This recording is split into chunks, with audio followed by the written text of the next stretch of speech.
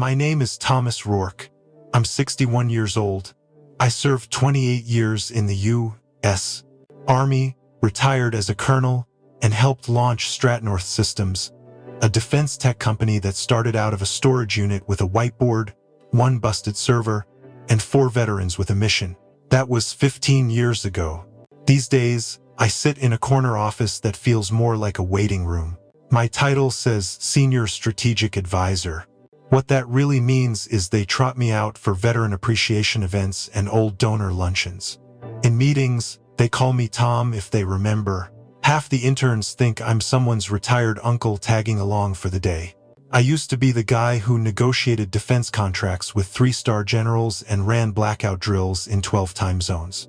Now I schedule myself on the shared calendar just so I don't get left out of lunch orders. The company's grown, no doubt. There are glass walls, kombucha taps, and a chief culture officer who once asked if I could email her the vibe notes from a meeting.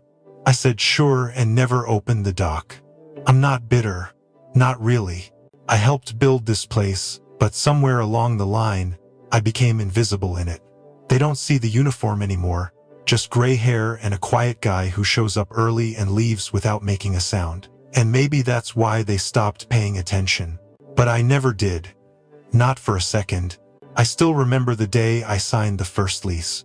The office had no insulation, no heat, and barely any cell signal unless you stood near the window and held your phone up like you were praying. We had folding chairs, one shared desktop, and more grit than cash. I poured my savings into that lease without blinking. After 28 years in the military, starting something new felt less like a risk and more like a mission. The idea was simple: build defense tools that actually worked for people in the field, not for headlines, not for lobbyists, for boots on the ground. I pulled late nights writing grant proposals and spent mornings cold calling old colleagues who owed me nothing. My wife used to joke that I had swapped sandstorms for spreadsheets, but she knew better. I wasn't chasing profit, I was chasing purpose. The first product we launched had more duct tape than code, but it worked. It saved a unit in Kandahar from walking into a hot zone. That's what mattered. Word spread, contracts followed, and we started to grow.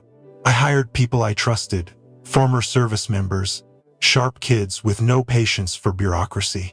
And eventually, I met Alan, 34, business school sharp, said words like frictionless scaling with a straight face. But he listened. At first, Alan was ambitious. He wore suits that didn't wrinkle and shoes that cost more than my first car. But I could see it. That spark. He was the kind of guy who could pitch to Washington and not flinch when someone pushed back. I made him COO, then CEO, thinking I'd guide him from the side, let him run while I kept watch. For a while, it worked. Then slowly, the updates got shorter. The calls came less often.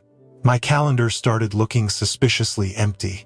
I told myself it was delegation, that maybe this was the right way to step back. But when I walked into a quarterly meeting and someone asked me to grab extra chairs, I knew exactly what had happened. I wasn't transitioning, I was being shelved. The newer hires knew me by title, not by story. I became the guy who smiled too politely, laughed a second too late, and never offered opinions unless asked. And no one asked. Alan would nod at me across the boardroom but never invite me into the room where the real decisions were made. I wasn't angry. Not really. This is the cycle. Build something, then become a relic of it. They called me founder emeritus, like a museum exhibit, smiled and thanked me for my service the way people do when they're trying to move on without looking back. But I stayed quiet. I showed up, took notes, watched the way Alan worked the board, how consultants spoke like they invented oxygen. And I listened, because silence has its uses, and being overlooked doesn't mean you're not seeing everything. In the military, intel doesn't sleep. You learn to watch everything even when nothing seems off. That habit never left me. When the tone around Stratnorth shifted, I didn't push back. I started watching. I rerouted a local server to my home office. Not to intercept, just to mirror and store. Email logs, access changes, procurement approvals. Anything that didn't smell right went into a folder labeled passive. I set up alerts on contract thresholds. Anything above 50,000 without a board flag got pinged to me in real time. No one ever revoked my admin permissions. I never reminded them. I built a subroutine to track user logins, internal memos, timestamped Slack threads. Every anomaly got tagged. I named the archive Black Box. Everything sat on encrypted drives, no cloud, no sync, just silence and facts. I chose not to confront because noise changes behavior. When you rattle cages, people start hiding their tracks. But if you're quiet long enough, they stop covering their trails. They forget you're watching. They assume you're tired, checked out, irrelevant. That's the window. I waited. When meetings ended, I stayed behind to study whiteboards. When others talked over lunch, I sat at the edge and listened. If someone joked about cost cuts or shifting vendor channels, I jotted it down later under context cues. Names, dates, implications. Every note had its place. I wasn't building a case. I was collecting patterns. That's what intelligence work is at its core. Pattern recognition. I didn't need accusations.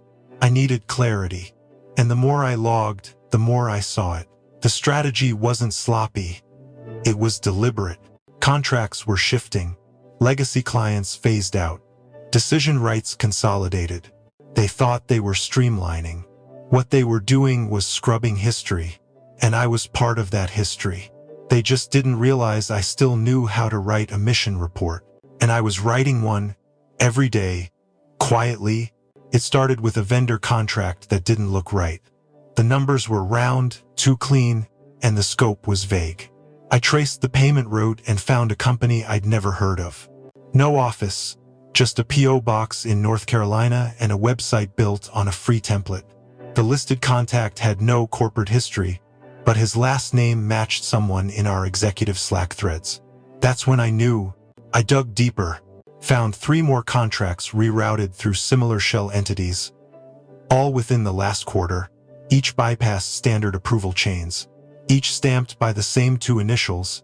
When I mapped the timeline, it aligned perfectly with a drop in legacy client engagement and the rise of a new phrase in internal decks.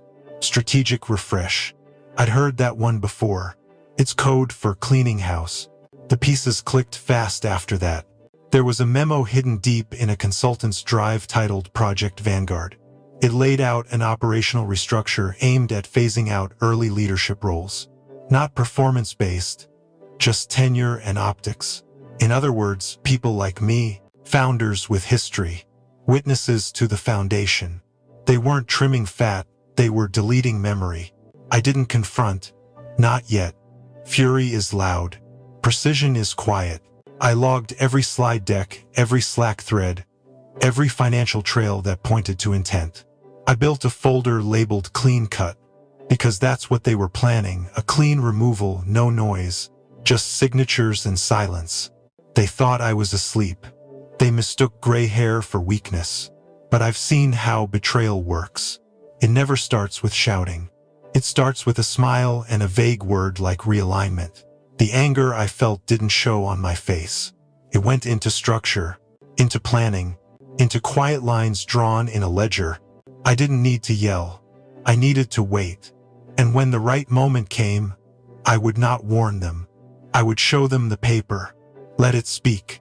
Let it hit like steel on a cold table. The first call went to Mark Denner. He's been my attorney for 17 years. West Point grad turned corporate law surgeon.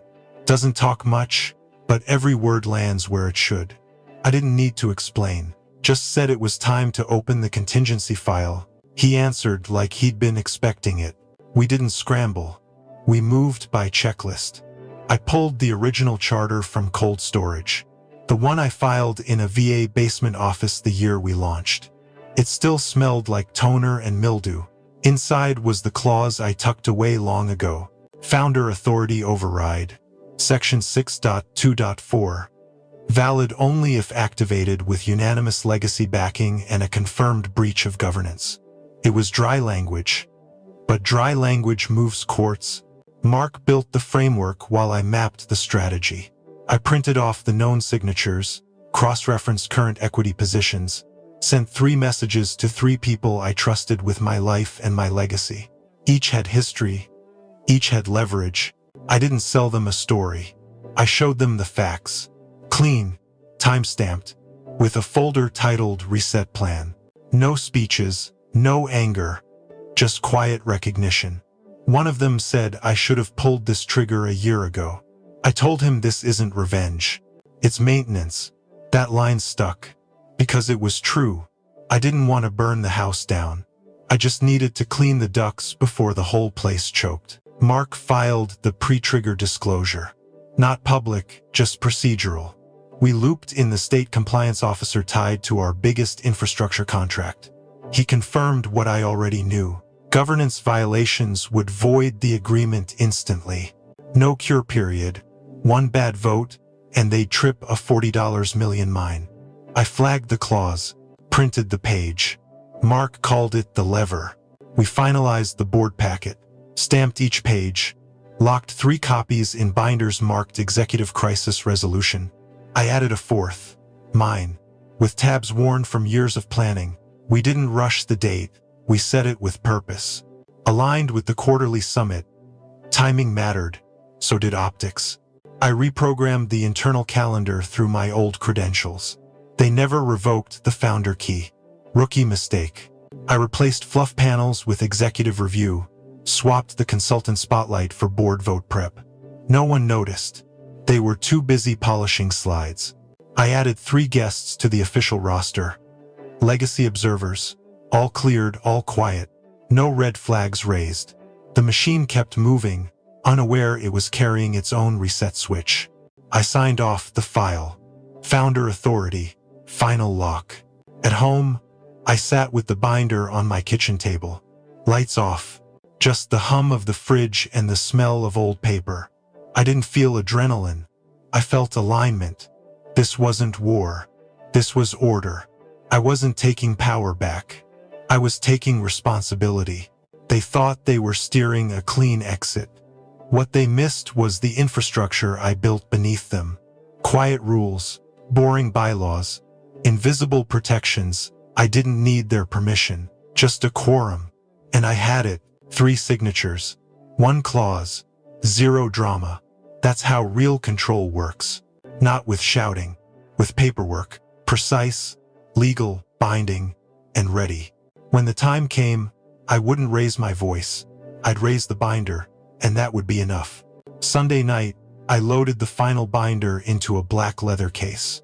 Each tab aligned, each copy accounted for. I triple-checked the printed agenda, then locked it behind the founder security key. Only I could edit it now. The summit file was sealed. That meant no one could sneak in last-minute changes or fluff the time slots with consultant theater. The print shop opened at 6.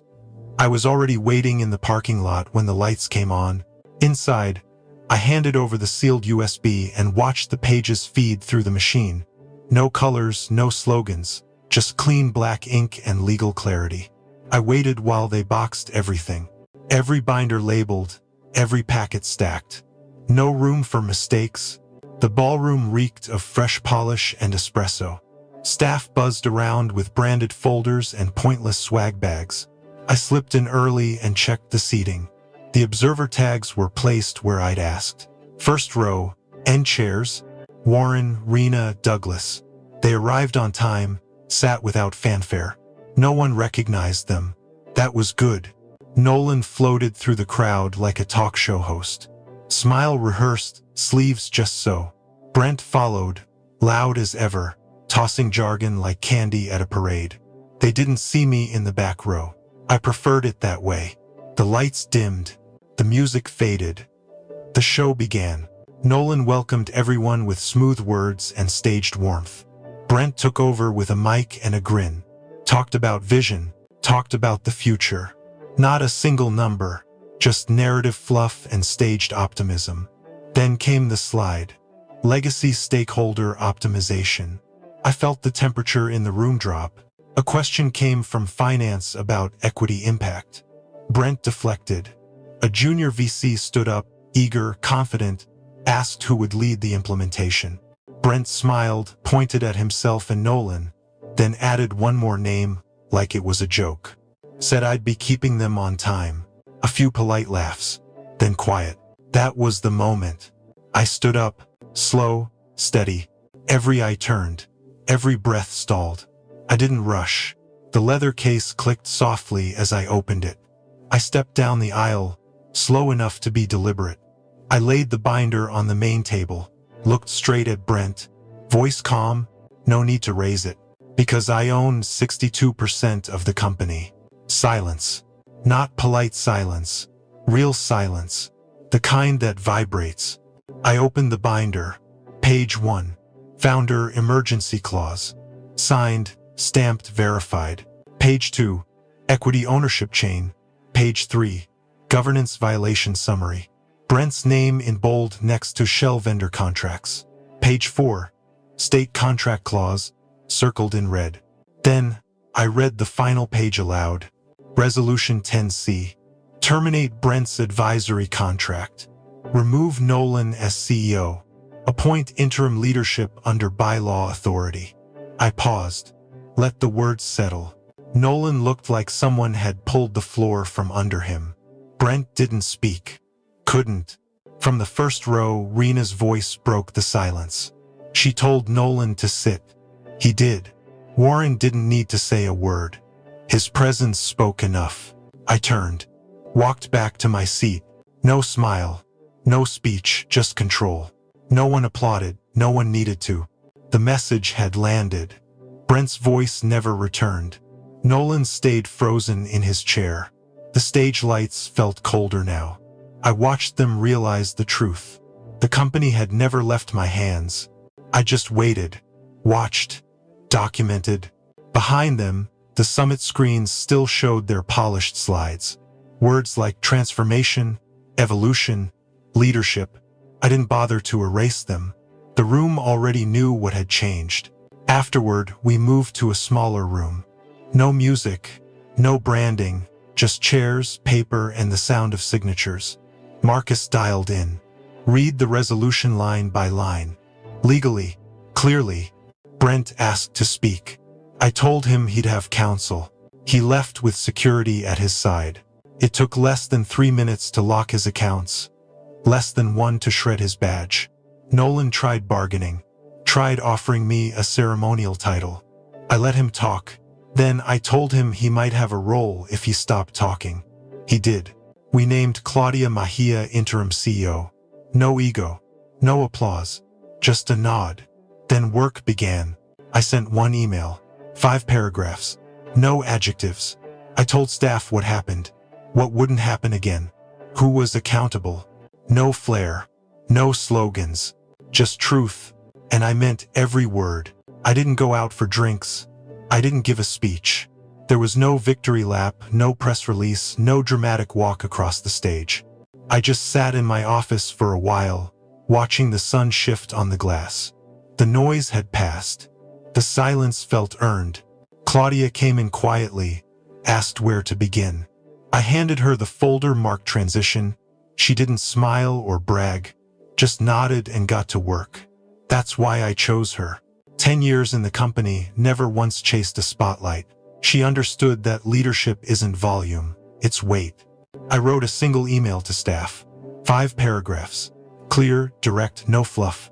I laid out what happened, why it happened, and what would not happen again. I thanked the ones who stayed steady, the ones who carried water when no one noticed, the ones who didn't need applause to keep showing up. I made 3 calls. Same people I called when it began. Warren, Rena, Douglas. I thanked them without ceremony. Just said the wheels had turned clean. They each said something short, firm, and honest. We didn't need to celebrate. We'd done our jobs. Later that week, Brent tried to resurface at a tech fund across town. The binder made it there first. Vendors talk. So do assistants and printers. His name won't disappear, but it won't grow either. Nolan went quiet. His father called, said the boy had lost his way. I told him there were still 2 roads ahead. One honest, one easy. He'd have to choose. On Friday, I finally fixed the broken cabinet hinge in my kitchen. The screw bit into the wood just right.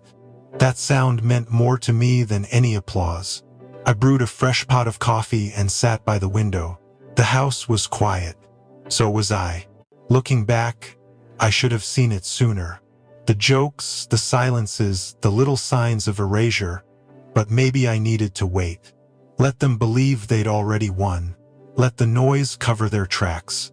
Then bring it all back with paper, proof, and purpose. I don't need a statue. I don't want a plaque. The legacy is the company still standing. The system's working again. The right people back at the wheel. That's enough. I'm not here to prove my worth anymore. Just protect it.